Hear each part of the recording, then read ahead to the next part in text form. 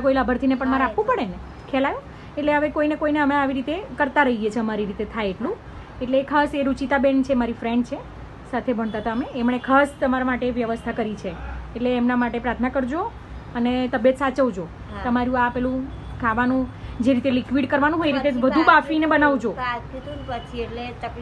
હા, મને ખબર છે વધુ પાક્યું છે ને, એટલે હવે પણ દવા ચાલુ છે ને રેગ્યુલર એની? હા, એટલે જે ધ્યાન કાળજી રાખવાની રાખજો. અને આ ગળામાં સારું થયું? ફેર પડ્યો? સારું થયું. નીકળી ગઈ ચામડી છે ને સુકી? ઓકે. આટલે જ છે ગળામાં કે બધે શરીરે થયું છે? પાછળ હતી પણ અહીં વધારે હતી, શરૂઆત અહીંથી થઈ. અચ્છા, હા હા હા. ઓ બાપરે. હા હા હા. એટલે સુકાયું છે ને? બરાબર, સુકાયું છે. એટલે જે ડૉક્ટર સાહેબે કહ્યું હોય એ પ્રમાણે કાળજી રાખજો. બાલી ચોપડવાની 1200 રૂપિયા તો દવા ના લીધા. તો સિવિલમાં નથી થતું? સિવિલમાં નહીં? ના, હું તો છોકરો મને લઈ ગયેલો એટલે પછી એકદમ તો સિવિલમાં એકવાર જઈ આવવાનું, ત્યાં કદાચ ઓછા